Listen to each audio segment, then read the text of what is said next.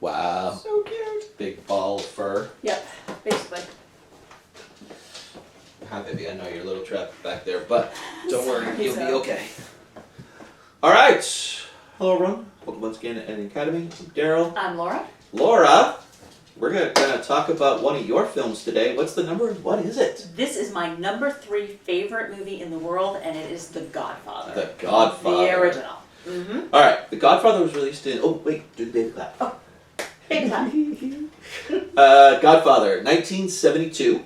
Directed by Francis Ford Coppola, co-wrote the screenplay with Mario Puzo, based on his best-selling 1969 novel. Stars Marlon Brando, Al Pacino, James Caan, Richard Salento, Robert Duvall, Sterling Hayden, John Marley, Richard Conte, Diane Keaton.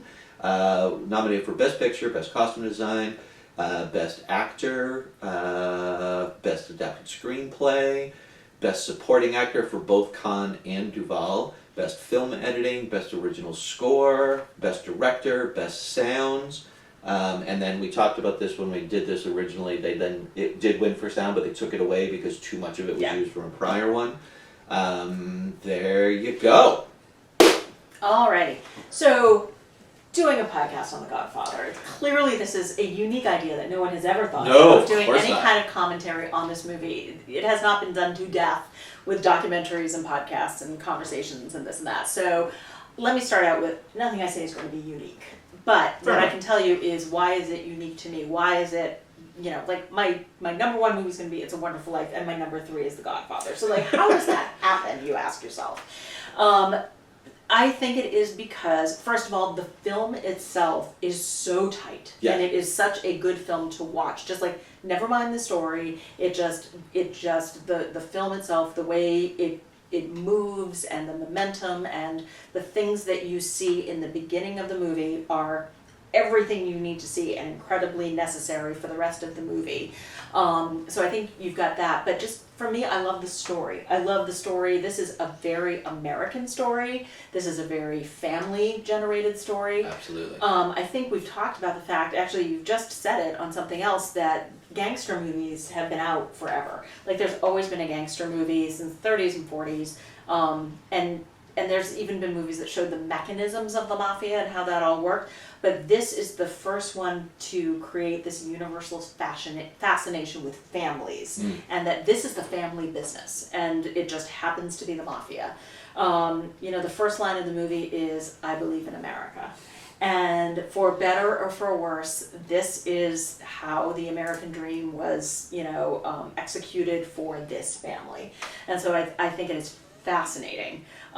It's just utterly watchable. There's no part of this movie that isn't interesting. If I turn on the TV, I can come into any part of it and I will watch it to the end. I just had the incredible pleasure of taking my nephew to go see The Godfather a couple of months ago, and he'd never seen it before, and it was so wonderful to see it through the eyes of somebody who'd never seen it before, and who's he's 23, so he's of that age where he probably hasn't heard a lot about it either. Sure. And it was really great to see, oh yeah, this is not a generational thing. He thought it was a phenomenal movie too. That is a quick interruption, but is always something fun to do, is to watch with somebody something that you enjoy, and watch somebody experience something for the first time, something that you love so much, because it does a couple things. One, it kind of reinforces your own, okay, I'm glad somebody else likes this, but it also can give you that little bond and take you back a little bit. Because even though you're not seeing it for the first time, by watching somebody else, you can kind of re-experience the joy. Yeah. There's a scene coming up, and you're wondering if they're going to have the same reaction that you do. Oh, right before Sonny dies, I'm like watching my goal and see what's going on. The other thing too is like you've talked before, and I think it's very true, about how scenes have to do something, and it has to be there for a reason. There has to be a purpose for every scene. Most of the scenes in this movie have multiple purposes. Oh yeah. Like, again, if you're looking at the very beginning of the movie, during the wedding, when all of these people are coming to the Don and asking favors.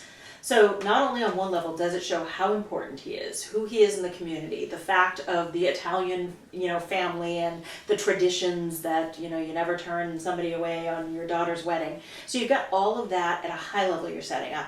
Each one of these favors becomes important somewhere else. Yes. You've got the baker who's asking his favor, it's his son-in-law that they grant the favor to keep his son-in-law in the country, and it's him that shows up at the hospital that helps Michael save his father at the end. The mortician asks the favor to bring justice to his daughter, and he is the one who is asked to help Sonny. Luca Braga, or whatever his name is. Brazzi, thank you. Comes in and just shows how grateful he is, and his loyalty comes up later, when they try to inject him into another family, and that family knows, no, he is far too loyal to the Don. This must be a setup. Yeah. That seems also everything's kind of important. Yeah, everything is critically important, and it's just a masterpiece. You and I have talked before, and a lot of this is subjective, but we've talked about is there such a thing? Can such a thing be? And if so, what are perfect movies? Yeah. This one, we both agree, is a perfect movie. I really think it is. I can't poke holes in it. I can't find flaws with it. The closest that we've come is because of the effects that were used at the time. That Sonny's death scene would probably be done differently now. Yeah. And it might be a little bit more effective or not, but only because of the effects that they had at the time. So all the squibs that were going off. The closest thing you can come to a criticism, and it doesn't really matter at the end of the day for this movie.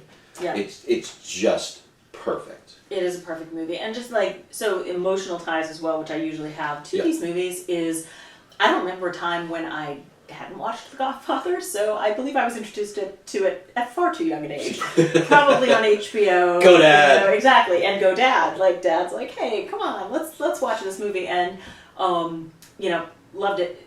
I remember in 1990 when Godfather 3 came out, my dad and I were there, I think we didn't go Christmas Day, because I don't think Mom would have been thrilled with that. Maybe the day after Christmas we went to see it. But to the day my dad died, anytime he was watching TV or I was watching TV and it was on, I'd be like, oh, TBS, it's Godfather's on, go stop what you're doing, go watch The Godfather. And usually I did, and I know he did.